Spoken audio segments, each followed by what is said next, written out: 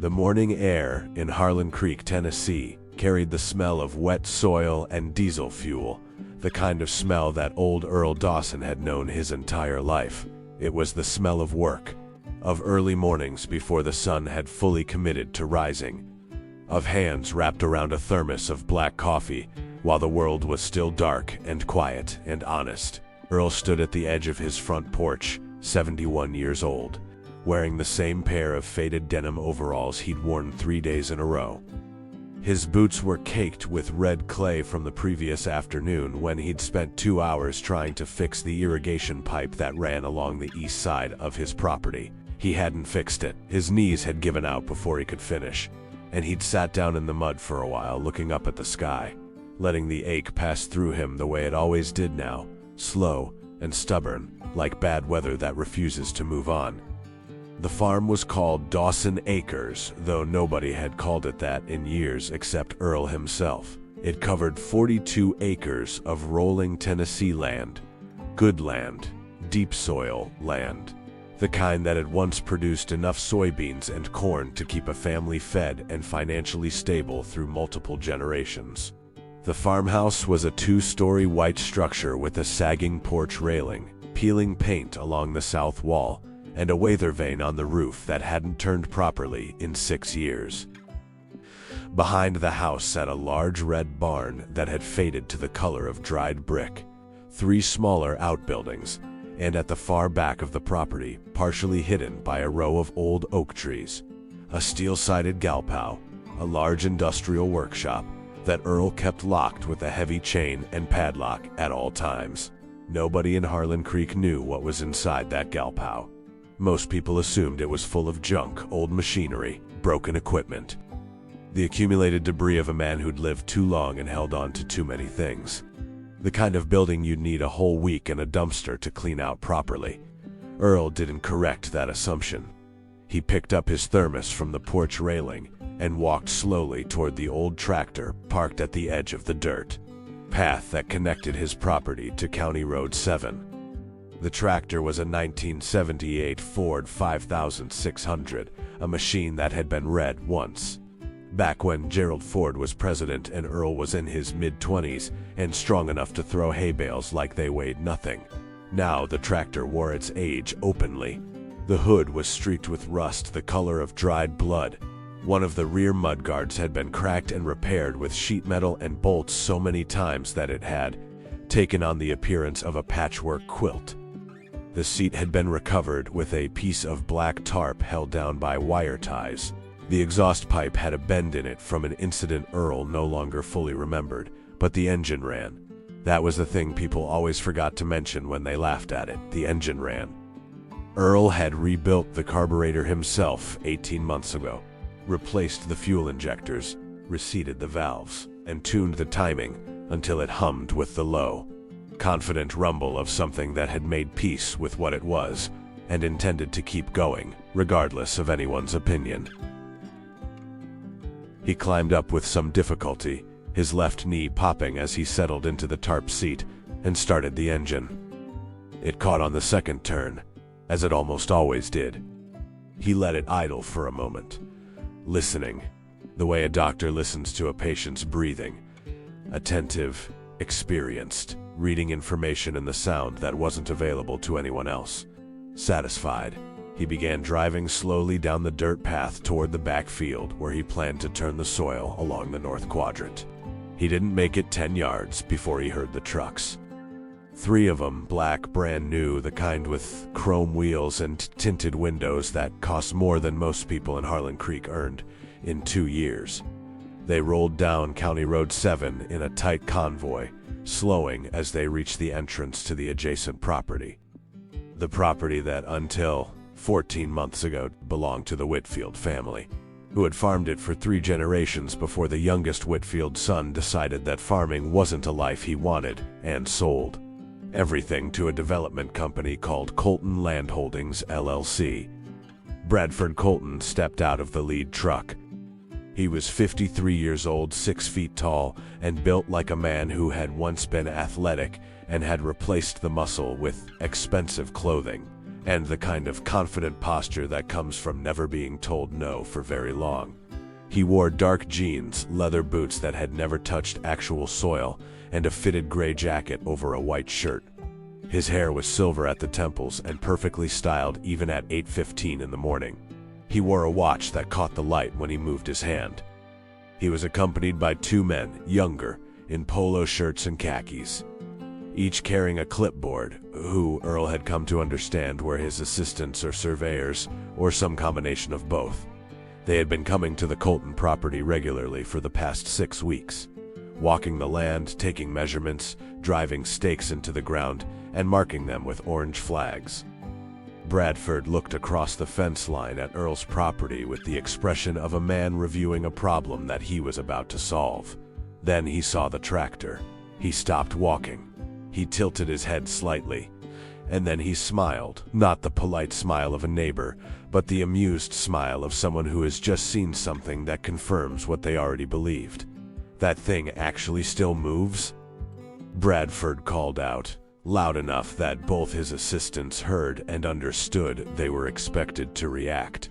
One of them produced a short laugh. The other shook his head with performative disbelief. Earl looked at him from the tractor seat. He cut the engine. "Moves just fine," Earl said. "Looks like it belongs in a museum." Bradford walked to the fence line, hooking his thumbs in his belt loops. "Or a scrapyard. Does what I need it to do." Bradford studied the tractor for another moment, then let his gaze drift across the farm, the peeling house, the sagging porch, the overgrown fence line, the general atmosphere of a property that was being held together by willpower more than resources. "Mr. Dawson," Bradford said, changing his tone to something that almost sounded reasonable, "I've sent you 3 letters. My office called twice. I think you know what I want to talk about." "I know," Earl said. "Then let's talk." "Nothing to talk about." Bradford's smile didn't disappear, but something behind it shifted, a small tightening around the eyes, a recalibration. "Everything has a price, Mr. Dawson. I've been generous in my offers. More than fair, honestly." "Yep," Earl said. He reached down and turned the key again. The tractor engine caught and rumbled back to life. "Good morning, Mr. Colton." He drove toward the backfield without looking back. Bradford stood at the fence line for a long moment, watching the old man and his rusted tractor move slowly across the uneven ground. Then he turned to one of his assistants. "Find out everything there is to know about this property," he said. "Tax history, liens, permits, water rights, everything." "Yes, sir." Bradford looked back at the farm one more time. "He'll sell. They always do." The town of Harlan Creek had a population of 4,200 people, and the social infrastructure that comes with a town that size in rural Tennessee. 1 grocery store, 2 churches within walking distance of each other, a diner called Millie's, that had been owned by 3 different families but kept the original name, a feed and farm supply store, a post office, a volunteer fire department, and a barber shop where men went not only to get their hair cut, but to learn what was happening in everyone else's life. The barber shop was called Reeves & Sons, and it was owned by a 60-year-old man named Gerald Reeves, whose sons had both moved to Nashville, but whose name remained on the sign because removing it felt like an admission of something Gerald wasn't ready to admit. Earl went there on the 2nd Saturday of every month. He'd been doing it for 30 years. On the Saturday, 3 days after the tractor incident, Earl arrived at Reeves and Sons at 9:30 in the morning and took his usual seat in the waiting area, a wooden chair near the window with a view of Main Street. Gerald was finishing up with another customer, a farmer named Dennis Paulson, who Earl had known since they were in high school together. "Heard Bradford Colton was at your place again," Dennis said, not looking up from the magazine he was pretending to read. "Stopped by the fence line," Earl said. "What did he want?" "Same thing he always wants." Dennis set the magazine down. He was 68 years old, lean and weathered, with the kind of face that had absorbed decades of sun and wind and come out looking like cured leather. "You know, he bought the Whitfield land and the Henderson parcel both." That's almost 300 acres surrounding you on 2 sides. I know. Word is he's trying to put in some kind of resort development. Cabins, fishing pond, that kind of thing. Wants to market it as authentic rural Tennessee experience. Dennis said the last 3 words with visible skepticism. For city people. I heard that too. Your 42 acres would connect his 2 parcels. Without it, his whole layout doesn't work the way he wants it. Earl nodded slowly. Gerald removed the cape from Dennis and shook it out, and Dennis stood, reaching for his wallet. Earl, Dennis said, more quietly now. He's not a man who likes being told no, you know that? I know that. Just be careful, is all I'm saying. Earl looked out the window at Main Street. A woman was loading groceries into a minivan. 2 kids were sitting on the curb eating ice cream from the gas station down the block. A dog was sleeping in the shade of the hardware store awning. I've been careful my whole life, Earl said. Got nothing left to be afraid of. Dennis nodded, patted Earl's shoulder once, and left. Gerald beckoned Earl into the chair. He's right, you know, Gerald said, draping the cape over Earl's shoulders. Colton's been talking around town. Not saying anything outright, but planting seeds. Telling people the Dawson property is dragging down the whole area's development potential. That you're standing in the way of jobs. Jobs, Earl repeated. That's what he says. He means his own profits. Sure. But jobs sounds better. Gerald began combing Earl's thin white hair. He came into the diner Thursday. Bought coffee for 6 people. Talked loud enough for everyone to hear about his plans for the resort. 200 construction jobs. Permanent positions. Tax revenue for the county. Gerald paused. People listened, Earl. Some of them looked at me like they were wondering whose side I'd be on. What did you tell them? I didn't tell them anything. Kept cutting hair. Gerald met Earl's eyes in the mirror. But I'll tell you something. The way he talked about your place, called it a blight. Said your equipment was an eyesore. Said it looked like the land of someone who'd already given up. Earl looked at his own reflection for a moment. The white hair. The deep lines in his face. The eyes that were still clear and steady behind everything else. Let him talk, Earl said. The incident that would be remembered and retold in Harlan Creek for years happened on a Tuesday, 11 days after the fence line exchange. Earl had driven the Ford 5600 into town for practical reasons. He needed to pick up a bag of fertilizer from the farm supply store, and the tractor was easier to maneuver in loading situations than his old pickup truck, which had developed a transmission issue he hadn't gotten around to addressing. He parked it in the gravel lot beside the farm supply store and went inside. Bradford Colton happened to be having lunch at Millie's Diner across the street in a window booth, with 4 men Earl didn't recognize, men in business casual clothing, with the look of people who had driven down from Nashville or Knoxville for a meeting.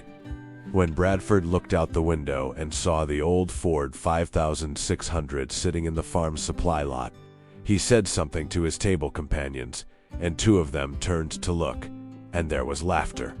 Then Bradford pulled out his phone. He took a photograph of the tractor through the diner window.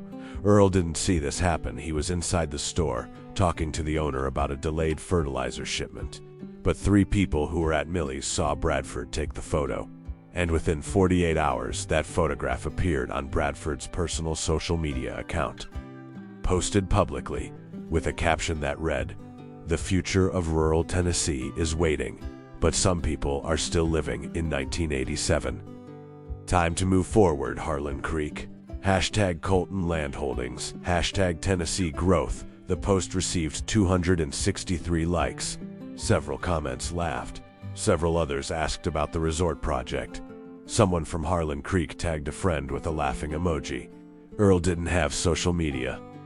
He didn't know about the post for 4 days until his neighbor's daughter, a 24-year-old woman named Cassidy Farrell, printed it out and brought it to him because she thought he should know.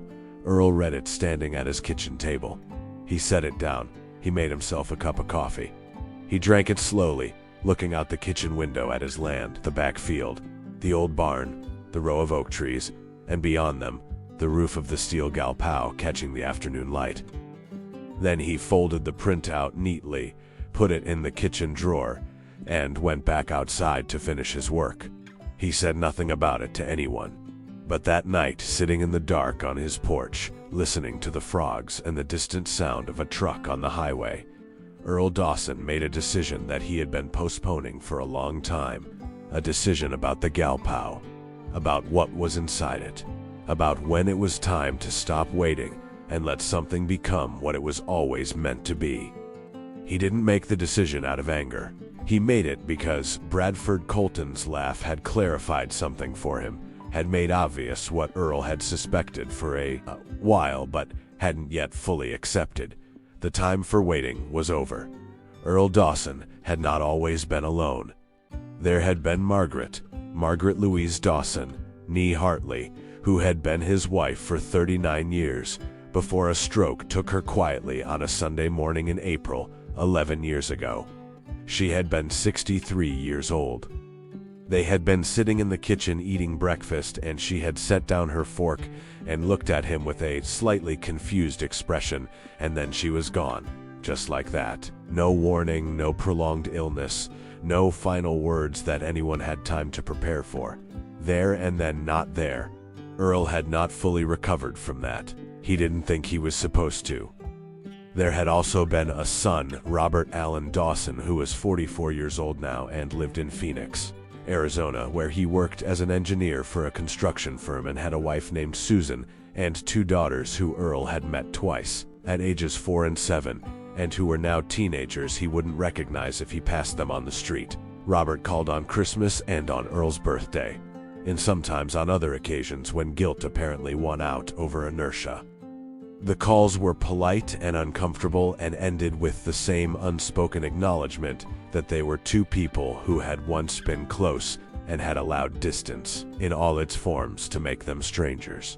The farm had been built by Earl's father, Donald Ray Dawson, who had purchased the original 20 acres in 1951, with money saved from a decade of work at a steel mill in Pittsburgh, before deciding that he wanted something of his own in his home state. Donald Ray had farmed soybeans and corn, raised chickens, kept a small herd of cattle. He had expanded the property to 38 acres through the careful purchase of 2 adjacent plots over 15 years. He had built the barn himself with help from neighbors over 3 weekends in the fall of 1958. Earl had grown up on the farm, had left briefly for 2 years of community college and a period of work in Knoxville, and had returned at 25 when his father's health began declining. He had taken over operations, added 4 more acres, and spent the next 4 decades farming the land with the patient, methodical dedication of a man who understood that the relationship between a farmer and his land is not transactional, it is a covenant. You take care of it and it takes care of you, and neither party exits the arrangement without being changed by it. He had been a good farmer. Not a wealthy one. Farming in Tennessee on 42 acres was never going to make a man rich, and Earl had never pretended otherwise. But he had been financially stable, debt-free since his early 50s, and possessed of a quiet satisfaction in the work that he recognized as a form of wealth that didn't show up in bank statements. The Galpao had been built in 1987. Earl had designed it himself, working with a metal building contractor out of Cookeville. The structure was 60 feet wide and 90 feet deep, with a 16-foot ceiling, reinforced concrete floor, industrial ventilation, and electrical service that Earl had quietly upgraded 3 times since the original installation. The building permit listed it as an agricultural storage facility. Nobody had ever questioned that description because in rural Tennessee, large outbuildings were common and unremarkable, and people had enough of their own concerns to worry about what a quiet farmer was doing behind a row of oak trees. What Earl was doing, from 1987 until the present day, was building cars, not repairing them, not restoring them in the conventional sense, though restoration was part of it. Building them, fabricating, engineering, creating from the ground up or near ground up, transforming wrecked or incomplete or entirely deconstructed machines into finished vehicles of a quality and character that would not have been out of place in a professional racing workshop or a serious collector's private museum. It had started with a 1965 Shelby Cobra replica that Earl had begun assembling in the winter of 1986, during the months after his father's death, when he needed something to occupy his hands and mind through the grief. He had built it from a tube frame kit, sourcing parts from across the country, machining some components himself on a metal lathe he'd purchased from a retiring machinist in Nashville, finishing it in British racing green with a 427 cubic inch V8 engine that he had assembled and tuned entirely by hand. The car was, by any objective assessment, extraordinary. Earl had never shown it to anyone except Margaret, who had sat in the passenger seat in the closed Galpao one evening in the spring of 1988 and said, quietly and with complete seriousness, "Earl, this is the most beautiful thing you have ever made." He had agreed with her. He still agreed with her, even though in the 38 years since, he had made 7 more vehicles, each more technically ambitious and visually stunning than the last, that challenged that assessment without quite overturning it. The collection now consisted of 8 cars. He had documented everything, every build, every part source, every fabrication decision, every hour of work, thousands of photographs, detailed notebooks, engine dyno sheets, alignment records. Every vehicle had been started and driven within the confines of the Galpao and, on 3 occasions over the years, transported to a private test facility 2 counties away where Earl had verified that they performed as designed. None of them had ever been registered. None of them had ever been seen on a public road. None of them had ever been appraised, insured under their correct description, or offered for sale. Earl had built them because he needed to build them. Because the work kept him connected to something inside himself that farming alone couldn't reach. Because, in the silence of the Galpao, with his hands on metal and his mind working through mechanical problems, he felt the particular peace of a man who is exactly where he is supposed to be, doing exactly what he was put on earth to do. The money question was not something he had thought about much, except abstractly. He knew the cars had value, serious value. He wasn't naive. He had access to auction results and collector market publications, and understood the numbers well enough to have a general sense of what he had built. But the knowledge had always felt theoretical, disconnected from his actual daily life, like knowing the scientific name of a tree in your backyard. Technically interesting, not particularly relevant to the experience of sitting under it. Bradford Colton's social media post had changed that calculation. 3 days after Cassidy Farrell brought him the printout, Earl drove to Cookeville and walked into the office of a man named Raymond Okafor. Raymond was 47 years old, black, and the son of a Nigerian-born engineer who had settled in Tennessee in the 1970s. He had grown up in Cookeville, gone to Vanderbilt for law school, and returned to open a practice that handled primarily estate planning, property law, and contract disputes. He was known as precise, thorough, and constitutionally incapable of telling clients what they wanted to hear instead of what they needed to know. Earl had used Raymond's father for a property deed transfer in 1991. He had never met Raymond personally. He sat down across from Raymond's desk and explained his situation in 17 minutes, without interruption. The farm, the offers from Bradford Colton, the social media post, the Galpao, what was in it. He described the collection with the same calm, factual precision he might have used to describe a crop yield. Raymond did not speak for a long moment after Earl finished. "You're telling me," Raymond said carefully, "that you have 8 collector automobiles, 8 completed high-quality builds that you have never shown anyone, never registered, never insured at their actual value, and never offered for sale." "That's correct. And you've been building them since 1987. Yes." Raymond picked up his pen and set it back down. "Mr. Dawson, I need to ask you directly, Are you aware of the current market for the types of vehicles you're describing? Generally. I don't mean generally. I mean specifically. Raymond turned to his computer, typed for a moment, and turned the screen to face Earl. It showed an auction result from the previous year. A 1965 Shelby Cobra replica, high-quality provenance, sold at a major collector car auction. The Hammer price was listed in clear black numbers. Earl looked at it. The documentation I have is more extensive than that, Earl said, and the build quality is higher. Raymond looked at him for another long moment. Then he reached for a fresh legal pad and said, "Tell me everything. From the beginning." The second time Bradford Colton came to the fence line, he brought a different approach. It was a Wednesday afternoon, 3 weeks after the tractor incident. He came alone this time, no assistants, no clipboard men. He parked his truck on the road and walked to the fence. And when Earl came out of the barn and saw him standing there, Bradford raised one hand in a gesture meant to communicate that this was a friendly visit, not a confrontation. "Mr. Dawson," Bradford said, "I owe you an apology." Earl walked to the fence without hurrying. "The post," Bradford said. "The photo of the tractor.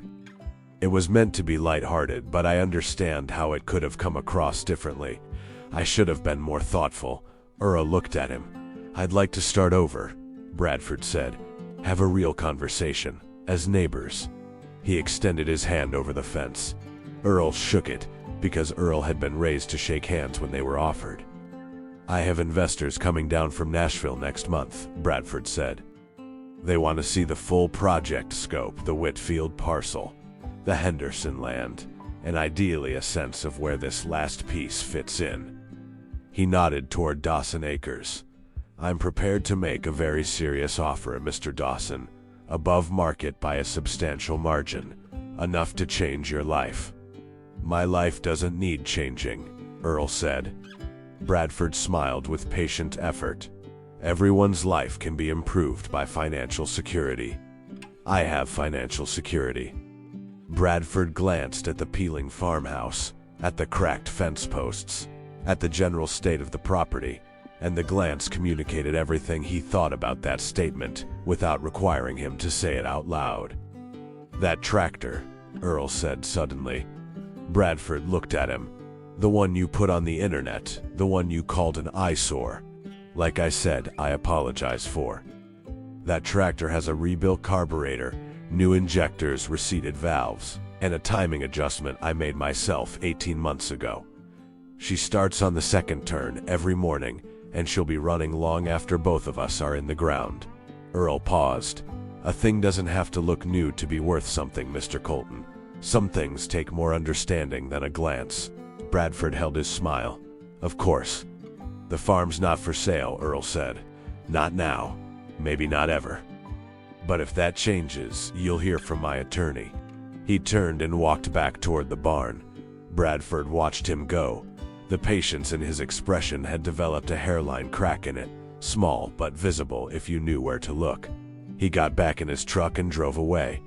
That same evening, Raymond Okafor called Earl on the telephone. "I've made contact with a colleague in Nashville," Raymond said.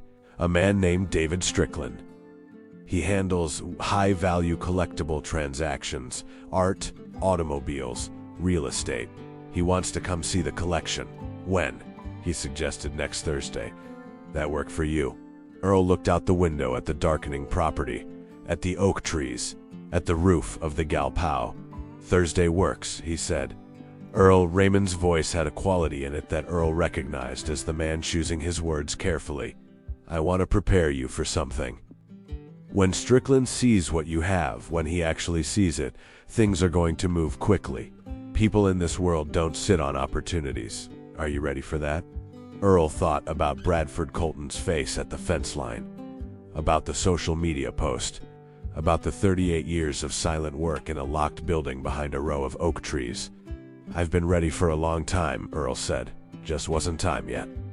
David Strickland arrived on a Thursday morning in a silver Mercedes sedan that looked more at home in a downtown Nashville parking garage than on the red clay roads of Harlan Creek, Tennessee. He was 55 years old, slim and precise in his movements.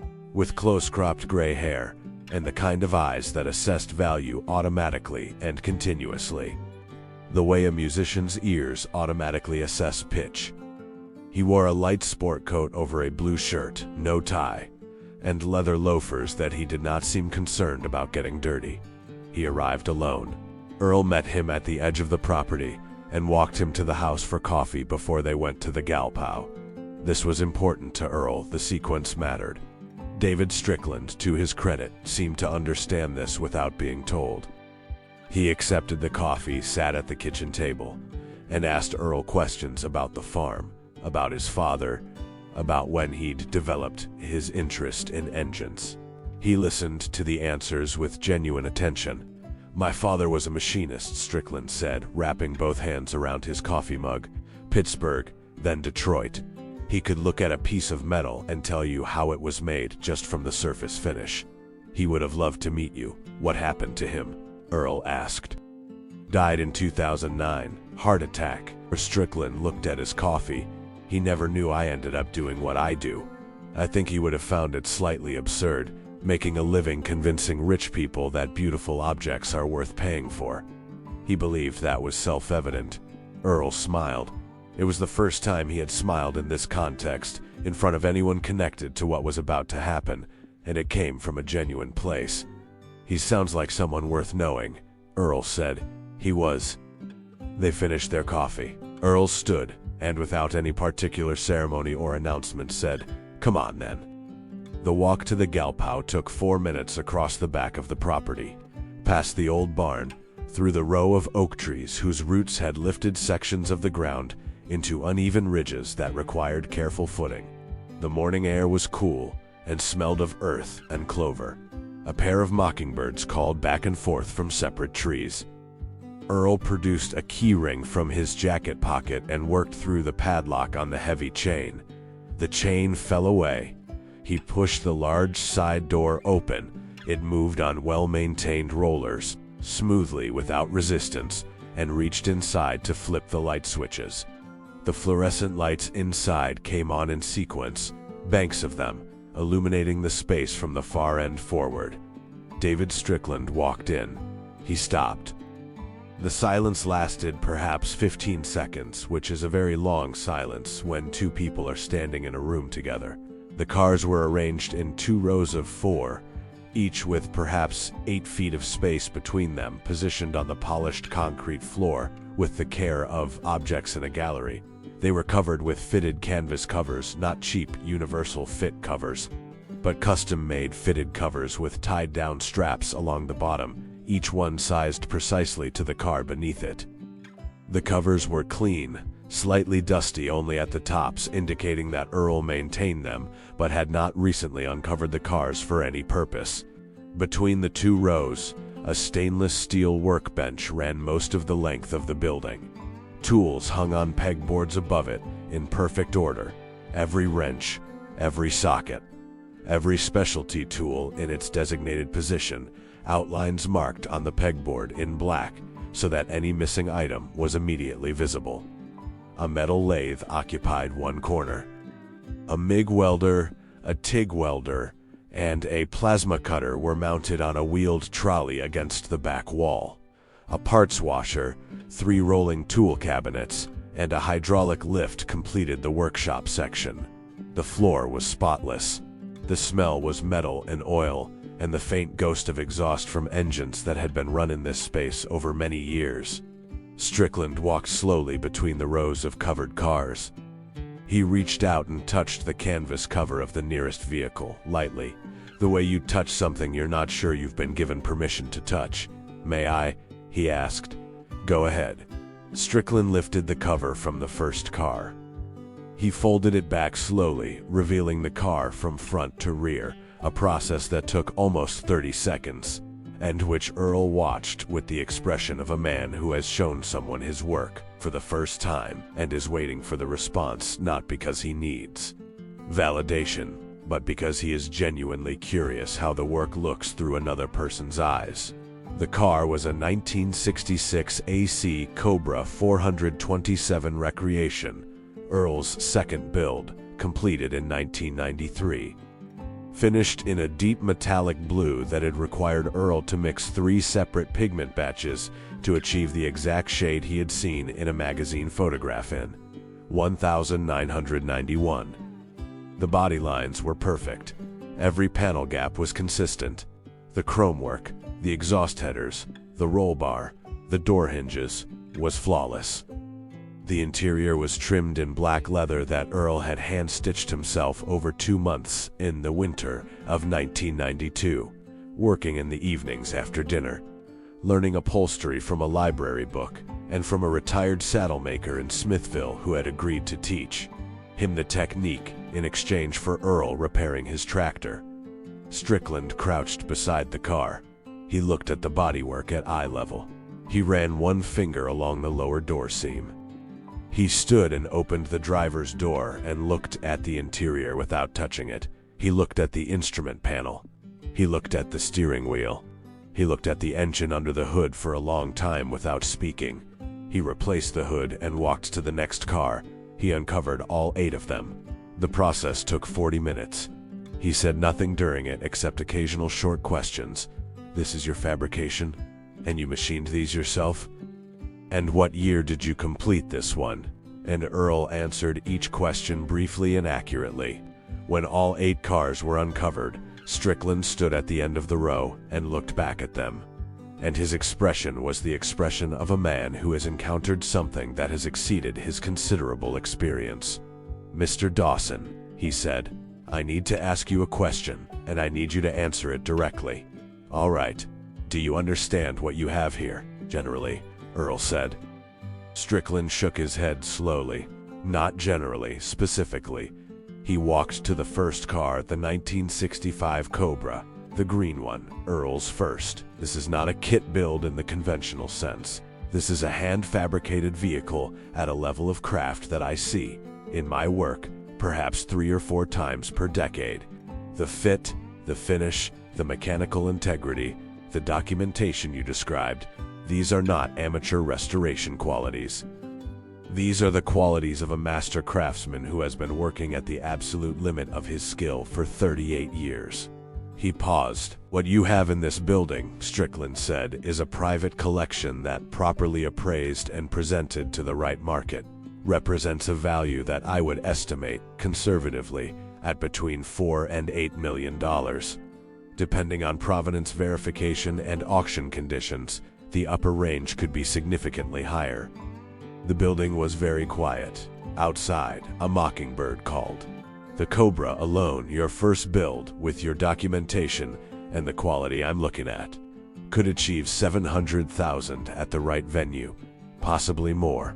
There's a market for exceptional hand-built collector cars that most people don't know exists, and the supply is very limited. What you have here is not common. It is genuinely rare." Earl looked at his cars. He had known, abstractly, that they had value. But there is a difference between abstract knowledge and standing in a room while a credible, experienced professional says specific numbers out loud in a calm, unambiguous voice. He felt something move through him, not excitement exactly, and not greed, because he was not a greedy man.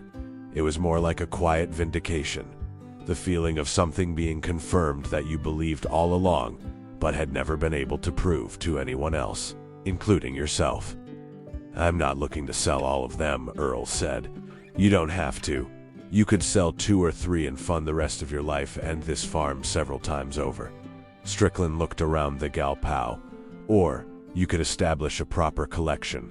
There are institutions, automotive museums, private foundations that would be interested in what you've built here as a body of work. Your documentation makes that possible in a way that most private collections can't claim." "I'd like to keep the green one," Earl said. "The first one. That one's not for sale. That's your prerogative entirely." Strickland looked at him steadily. "Earl, may I call you Earl? I deal with people who have money and believe that money gives them access to beauty. What you have here is different. You created this. That's not a distinction I make lightly." Earl nodded. "I'd like to bring 2 colleagues here in the next 2 weeks," Strickland said. An appraiser and a documentation specialist. With your permission, nothing moves forward without your approval at every step. Raymond Okafor handles my legal affairs, Earl said. Everything goes through him, of course. Strickland looked back at the 8 uncovered cars shining under the fluorescent lights. One more question. Why now? Why are you doing this now after all these years? Earl considered the question for a moment. A man laughed at my tractor, he said. Strickland looked at him, and I decided it was time to stop letting other people's opinions of what they could see on the outside determine when I was ready to show what was on the inside. The appraisers arrived 12 days later. There were 2 of them, a woman named Patricia Holloway, 61, from a firm in Atlanta that specialized in collector vehicles, and a man named James Beaumont, 58, who had spent 20 years at a major international auction house before going independent. They arrived together in a rental car and brought with them camera equipment, measuring tools, and the specific kind of professional focus that Earl associated with surgeons and aircraft mechanics, people for whom precision was not a preference but a requirement. They spent 4 hours in the Galpao. Earl stayed out of their way. He worked in the barn while they were there, repairing a section of loft flooring that had been on his list for months. And when they came to find him afterward, Patricia Holloway walked up to him while he was still holding a hammer and said, without preamble, "Your documentation is the most comprehensive private build record I have ever reviewed in 30 years of this work. Where did you learn to document this way?" "My father kept records of everything on the farm," Earl said. "Crop yields, equipment maintenance, seed sources, weather patterns. He had 40 years of notebooks. I just applied the same principle to a different kind of work." Patricia and James exchanged a look. "The collection is extraordinary," James Beaumont said, "but what makes it unusually valuable, beyond the physical quality of the vehicles, is the narrative integrity. Every decision is recorded, every part source, every modification, every hour. You can trace the development of your craft from build 1 to build 8 as clearly as you can. Trace the development of any major artist's work." He paused. "That's not a casual comparison." Earl set down the hammer. "What's the number?" The 2 appraisers looked at each other again, and this look was different. The look of professionals who have had to deliver numbers that are difficult to deliver because they are much larger than the recipient expects. "The collection, as a whole, appraised conservatively at $6.4 million, Patricia said. "The Green Cobra is the highest individual valuation at $920,000. The 1969 Camaro Recreation, your 6th build, is a close second at $850,000. The total, sold individually in the appropriate venues over a 12 to 18-month period, could approach $8 million with realistic auction conditions." Earl stood very still. "The Green Cobra alone," he said, "almost $1 million. Yes."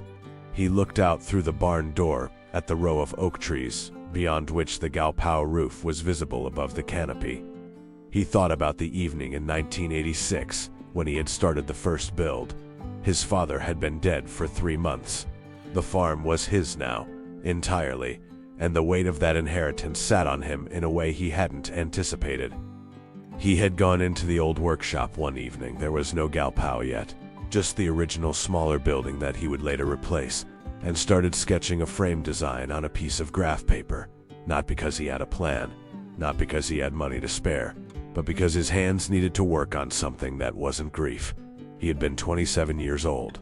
He had worked on that first car for 2.5 years, in evenings and on winter weekends, when the farm didn't require him. He had taught himself metal fabrication from books and from 2 evening classes at a technical college 40 miles away. He had driven to junkyards and swap meets and machined parts at a friend's shop on weekends in exchange for help baling hay. He had spent, over those 2.5 years, approximately $9,000 on the first build. "I need to call my son," Earl said. Robert Dawson received his father's call on a Thursday evening while he was sitting in his Phoenix's home office reviewing a structural engineering report. He almost let it go to voicemail. It was 20 minutes before a deadline, but some instinct made him pick up. "Dad? Robert?" Earl's voice was the same as always, measured, unhurried, slightly careful with words in the way of people who grew up when telephone calls cost money per minute. "I need to tell you something. It's not bad news, but it's important, and I didn't want you to hear it from anyone else." Robert closed the engineering report. "What's going on?" Earl told him. He described the collection, the appraisal, David Strickland, Raymond Okafor, the plan to sell several vehicles and establish a proper documented collection for the remainder. He spoke for 11 minutes, and Robert did not interrupt him once. When Earl finished, the silence on the line stretched for a long time. "The gal pal," Robert finally said. His voice had a quality Earl hadn't heard from him in years. "All this time?" "Yes, I always thought it was..." Robert stopped. "I thought it was farm equipment. Or junk. I never..." He stopped again. "Dad, why didn't you ever tell us? Tell Mom? Tell me?" Earl considered the question. It was a fair question and it deserved a real answer. "Your mother knew," he said. "She saw the green one in 1988. She never told anyone because I asked her not to, and she respected that the way she respected everything I asked her. The work was private. It was the one thing that was entirely mine, in a life where most things belonged to the land or the season or other people's needs. I wasn't ashamed of it. I just wasn't ready to share it. But now you are." "A man pushed me into being ready earlier than I planned," Earl said, "which probably worked out for the best." Robert was quiet again for a moment. "I want to come see it," he said, "before anything is sold. I want to see what you built." Earl felt something in his chest that had been tightened for a long time release slightly. "I'd like that," he said. "I can come next weekend. Susan can't, she's got a conference, but I can come alone." "Come alone," Earl said. "It'll be better." Bradford Colton learned about the appraisers through the town's Natural Information Network, which operated with the efficiency of any small-town social infrastructure. Someone had seen the rental car at Dawson Acres. Someone else had recognized Patricia Holloway from a profile in a regional business publication. And within 48 hours, a general awareness had settled over Harlan Creek that something unusual was happening at the Dawson farm. Bradford heard it from his project manager, a 34-year-old man named Scott Neville, who had his ear to local social media and gossip channels as a professional habit. "Appraisers," Bradford repeated, leaning back in the leather chair behind his temporary project office in a rented space on Harlan Creek's Main Street. "What kind of appraisers?" "Can't confirm the specialty," Scott said, "but one name that came up, Patricia Holloway from Atlanta. She does high-value collectibles. Art, antiques, classic cars." Bradford looked at the ceiling for a moment. "Classic cars. That's the context her name comes up in, yeah." Bradford thought about the large, locked building at the back of Dawson Acres that he had asked about and been told by multiple locals was probably just storage. He thought about the way Earl Dawson had stood at the fence line and talked about the tractor with a calm certainty that Bradford had registered at the time as stubbornness, but which now retroactively felt like something else. "Find out what's in that outbuilding," Bradford said. "How do I don't care how. Find out." Scott found out partially within 5 days through a conversation with a county permit office employee who mentioned having processed an electrical upgrade permit for the Dawson Agricultural Building on 2 previous occasions, with the listed purpose each time being workshop and equipment operation. The electrical load specifications on the second upgrade were consistent with industrial machinery. Whatever was in there required serious power. Bradford sat with this information and felt for the first time in his dealings with Earl Dawson something that he was not used to feeling: uncertainty. He came to the fence line a third time on a Monday morning. Earl was on the porch with his coffee when he saw Bradford's truck turn off the road. He watched the truck park, watched Bradford get out, watched him walk to the fence. Earl did not go to meet him this time. He stayed on the porch. After a moment, Bradford walked through the gate, which was unlocked, as it always was during the day, and came up the path to the porch. This was, technically, coming onto the property uninvited. Bradford was aware of this. So was Earl. "Earl," Bradford said, dropping the formal address for the first time. "Let me be direct." "You usually are," Earl said. Bradford stood at the foot of the porch steps. He looked up at Earl with an expression that was trying to recalibrate, trying to find the right frequency for a conversation he hadn't prepared for because he hadn't anticipated needing it. "I hear you've had some people out." "Appraisers, that's my business," Earl said. "Of course, but it suggests you might be thinking about your situation differently than you were." Bradford put one foot on the bottom step. "I'd like to revise my offer substantially. I can go to $950,000 for the property. That's more than double the assessed value. The farm's not for sale. Earl, be reasonable. That's nearly $1 million for 42 acres and, He stopped himself before saying what he had been about to say. "And a what?" Earl said. Bradford reset his expression. "For property that by any objective measure is underperforming its potential." "Potential according to who?" "According to the market.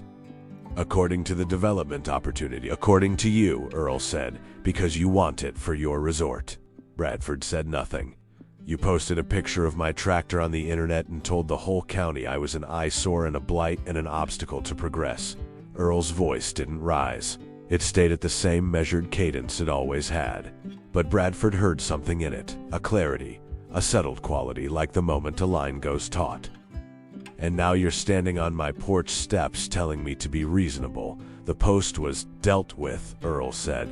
"I dealt with it my own way, in my own time. That's all I'm going to say about it." He set his coffee mug on the porch railing. "$950,000 is less than my property is worth to me, Mr. Colton. And the worth of a piece of land to its owner can't always be expressed in market terms. My father built this farm. My mother raised children on this land. My wife is buried here." He paused. "My work is here." Bradford looked at him. "So is the answer still no?" Bradford asked. "The answer is still no," Earl said. Bradford nodded slowly. He was, for all his faults, not a stupid man. He had sat across from enough negotiating tables to recognize when someone was not performing a position, when someone's no was the kind that doesn't have a price attached to it. He turned and walked back down the path. At the gate, he paused and turned back. "Whatever's in that outbuilding of yours," he said, "I hope it's everything you think it is." "It's more than I think it is," Earl said. "Always has been."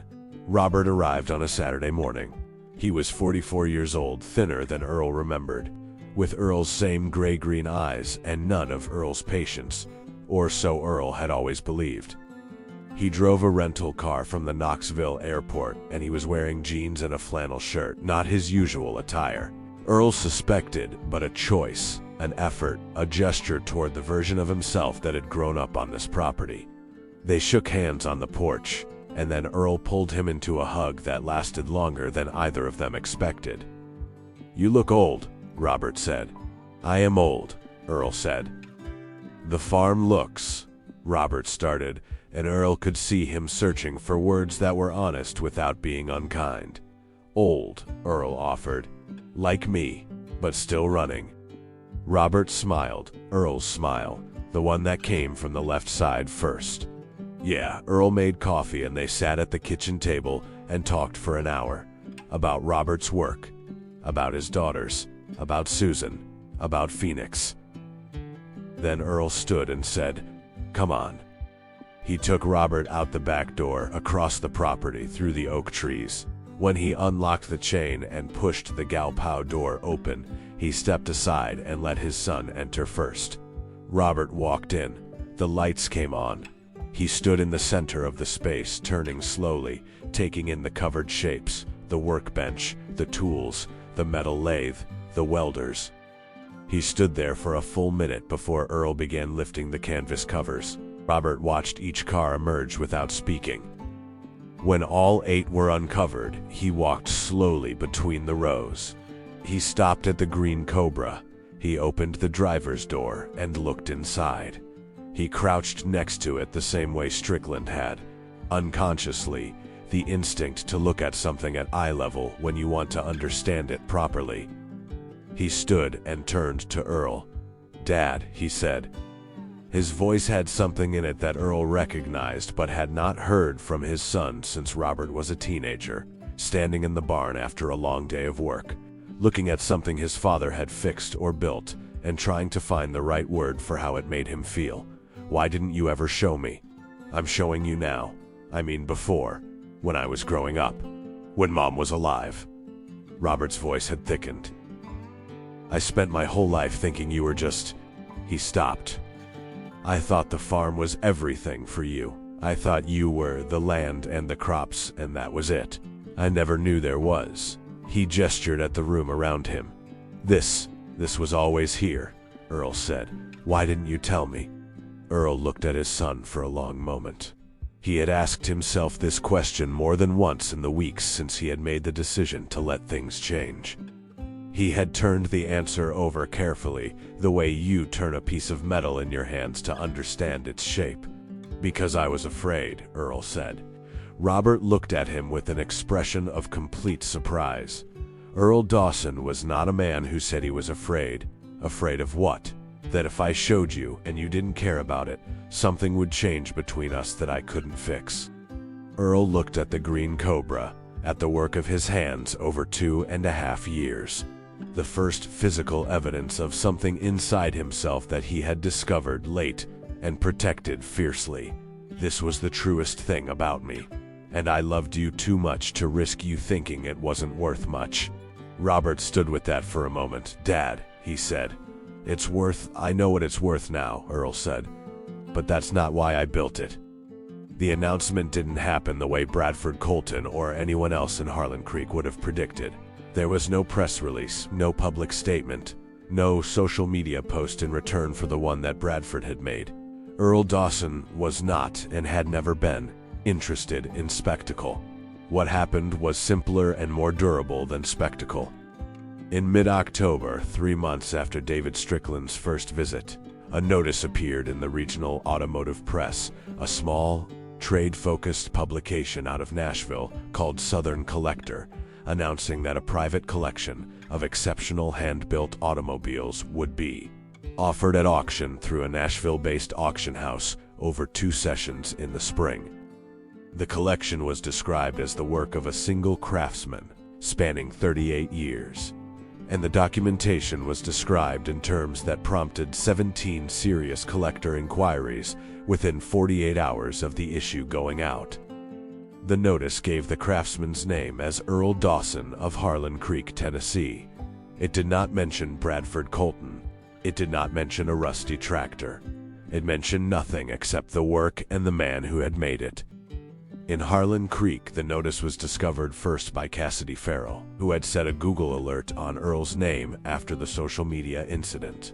She shared it with Gerald Reeves, who mentioned it to Dennis Paulson at the barbershop. And from there, it moved through the town with the speed of information in small communities where everyone knows everyone, and the meaning of news is always partially social. Bradford Colton received a copy from Scott Neville, who had found it through his trade publication Monitoring. Bradford read it twice.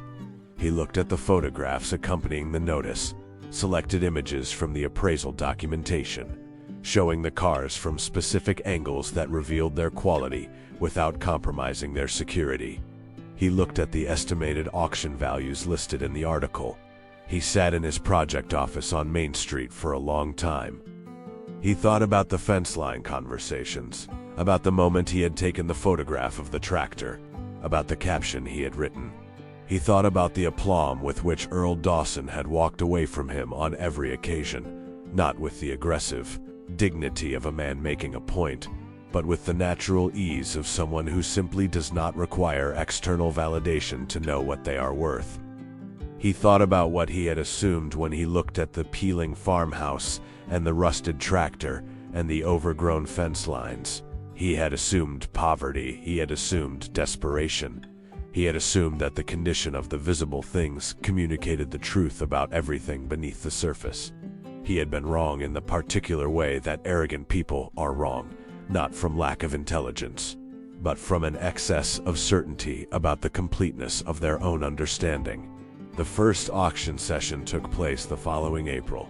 4 cars were offered: the 1966 Cobra, the blue one, the 1969 Camaro Recreation, a 1970 Dodge Challenger Recreation that Earl had completed in 2001, and a 1957 Chevrolet Bel Air custom build that was among Earl's most technically ambitious works, the one that had taken him 4 years to complete, largely because he had designed and built the independent rear suspension himself from scratch, teaching himself the engineering principles from textbooks and from an online correspondence with a retired Formula One suspension engineer in England that had lasted 3 years and covered, at Earl's count, over 400 emails.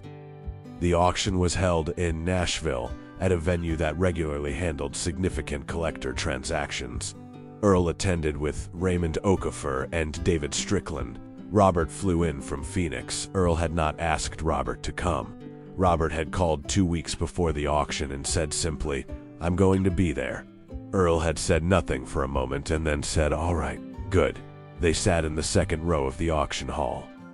Earl wore the same clothes he always wore when he went somewhere that required him to look presentable: dark trousers, a button shirt in dark blue, boots that he had cleaned the night before. He had combed his white hair and shaved carefully. He looked like what he was, a Tennessee farmer who had come to town for something important. Robert sat beside him in a gray sport coat, his hands folded in his lap, watching the room fill with people who drove cars worth more than most houses and wore watches that cost more than Earl's tractor. Men and women who dealt in the currency of beautiful objects and who had read the notice in Southern Collector and made plans accordingly. "Nervous?" Robert asked quietly. "No," Earl said. "I am," Robert said. Earl looked at his son. "Don't be. The work is done. Whatever happens next is just numbers." The blue 1966 Cobra sold first. The bidding opened at $420,000.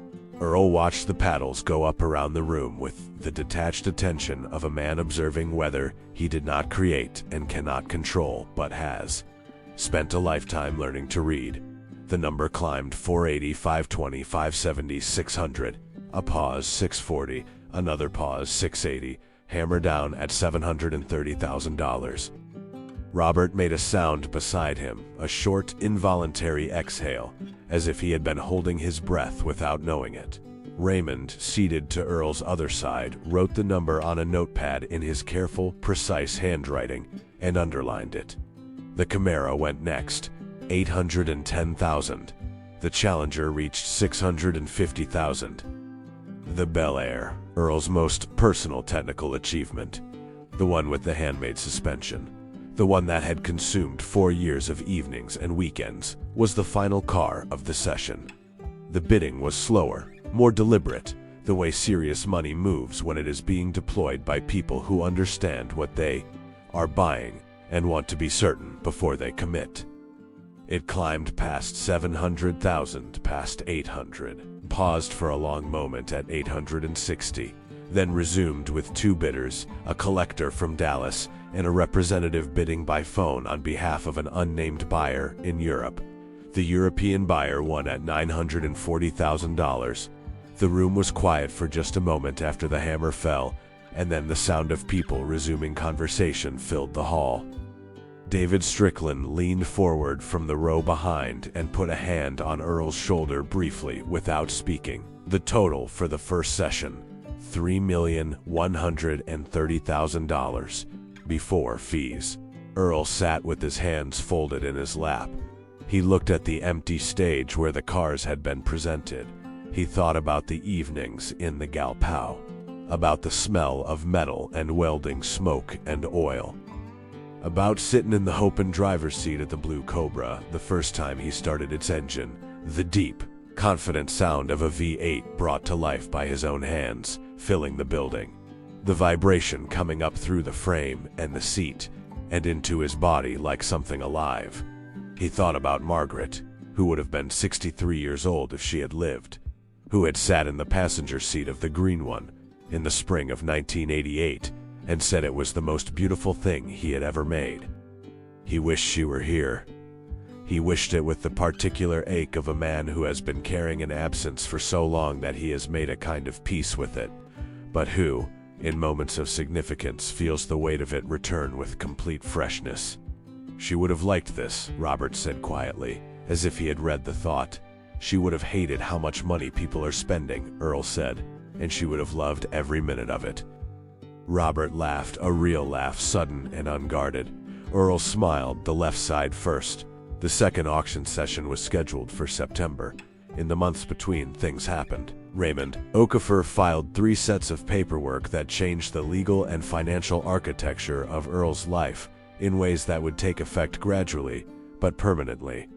A properly structured estate plan, a family trust that included Robert in a way that acknowledged both the years of distance and the possibility of what came next, a separate preservation endowment funded by a portion of the auction proceeds, specifically designated to maintain Dawson Acres as a working farm in perpetuity, a legal instrument that meant no future sale pressure, no development offer.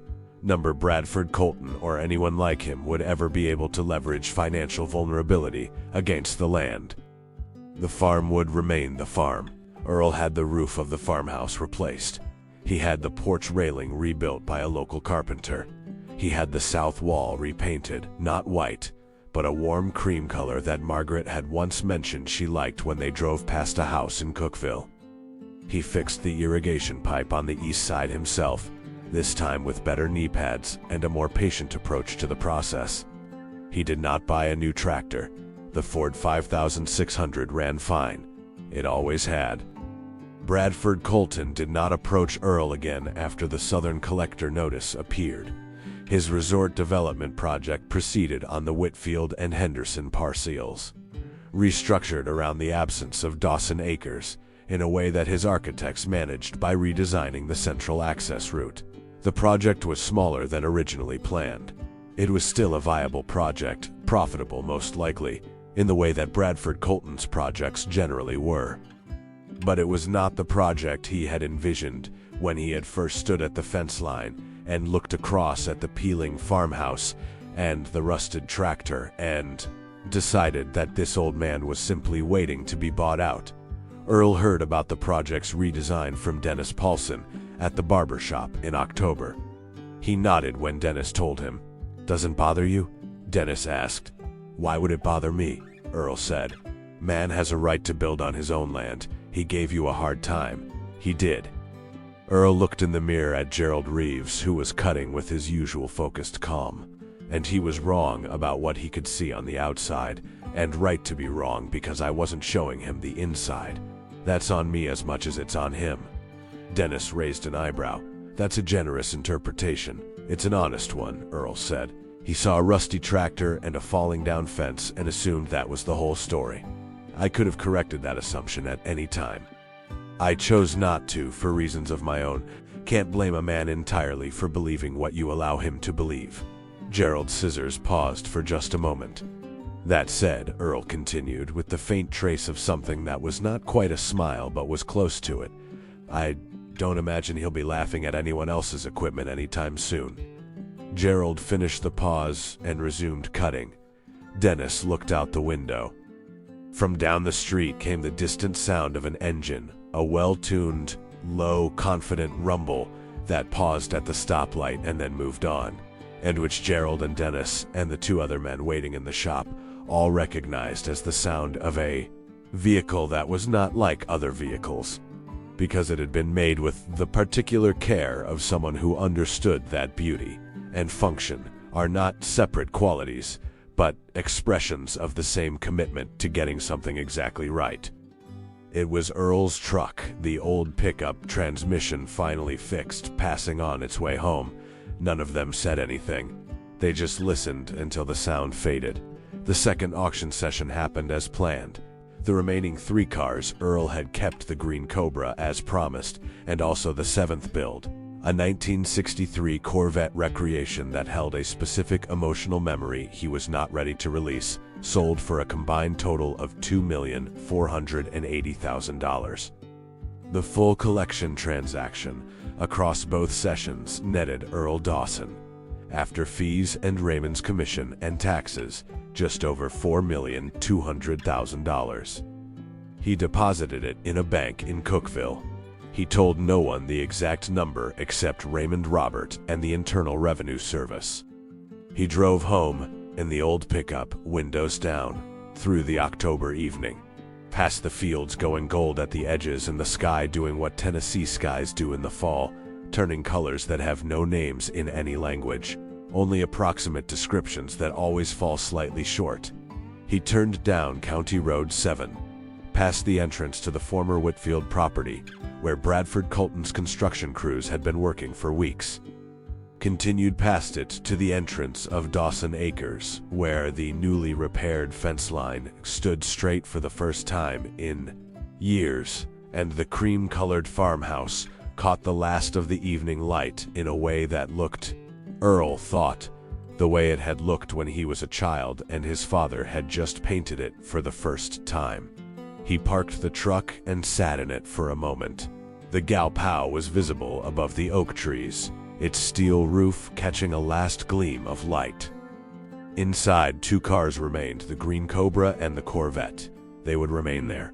He would continue to work on them, maintain them, perhaps begin a 9th build in the remaining space. The work would continue because the work was not about money and had never been about money. The money was what the work had always been worth. But the work was what the work had always been about. He got out of the truck, walked to the porch, sat in the chair where he sat every evening.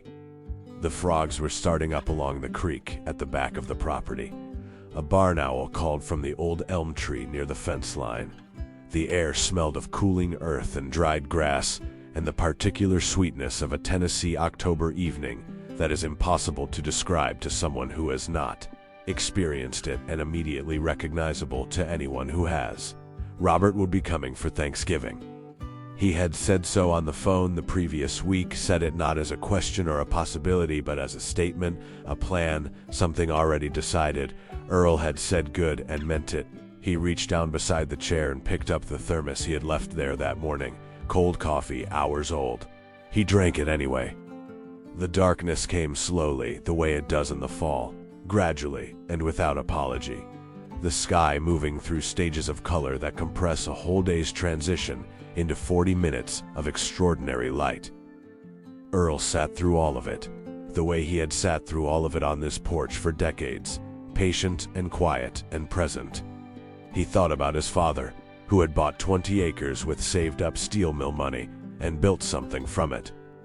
He thought about his mother, who had planted the oak trees along the back of the property the year after Earl was born, explaining to a 4-year-old Earl that trees are a gift to people who aren't born yet, because you plant them knowing you won't see them fully grown. He thought about the 42 years in the Galpow, the evenings, the weekends, the winters, the slow accumulation of skill and attention and care that had produced 8 objects of genuine beauty, made entirely from his own hands and mind and stubbornness and love. He thought about a 53-year-old man standing at a fence line, laughing. He was not angry about it. He had processed that anger in the week after Cassidy brought him the printout, and had set it down, not forgiven it exactly, but recognized it for what it was. A man who could only see surfaces had looked at his surfaces and drawn the obvious conclusion. The obvious conclusion had been wrong. That wrongness had cost Bradford Colton his full resort vision, and had cost Earl nothing except the remaining hesitation that had been keeping the Galpow locked for too long anyway. In that sense, Earl supposed, the laugh had done him a favor. He sat until the stars came out, clear and abundant the way they only are when you are far enough from city lights that the sky can show you what it actually looks like. He found the constellations he had learned as a boy, lying in this same yard, his father pointing upward with a calloused finger and naming them in a voice that carried the patience of a man who understood that some knowledge takes time to settle. He stayed until the cold drove him inside. Inside, he made himself a proper dinner, not just toast and coffee, which had been his evening habit for too many years, but a real meal, the kind Margaret had always insisted on, because she had believed that a man who works with his hands all day has earned a proper meal at the end of it. He fried pork chops with the cast-iron skillet that had been her mother's. He made rice and gravy. He sliced tomatoes from the last of the garden's fall harvest. He ate at the kitchen table, he washed the dishes, he went to the kitchen drawer and took out the folded printout, Bradford Colton's social media post, the photograph of the tractor, the caption. He held it for a moment. Then he walked to the small fireplace in the living room, which he hadn't used in 2 winters, and built a small fire from the split wood stacked on the porch. When it caught, he put the printout in. It burned quickly, the way paper does, bright for a moment, then ash. He watched the ash for a while. Then he turned off the living room light and went upstairs to bed. The Ford 5600 was still parked at the edge of the dirt path the next morning when Earl came out with his coffee. The October air was cold enough to see his breath.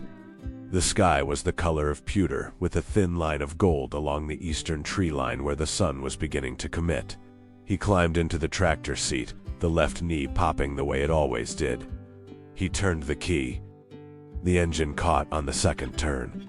He let it idle for a moment, listening, attentive, experienced, reading the sound the way you read anything you know well enough to understand its language. Satisfied, he drove out toward the north field. Behind him, the farmhouse stood in the early morning light, cream-colored and straight, its weather vane turning at last in the morning breeze. Not perfectly, not the way it had when it was new, but enough, turning in the direction of the wind, pointing at what was coming. The Galpao roof caught the first real light of the morning and held it, the way good metal does, not flashy, not announcing itself, simply present and solid and unambiguous, the way things are when they have been built right and have nothing left to prove. Earl Dawson drove his rusty tractor into the October morning and did not look back. He didn't need to.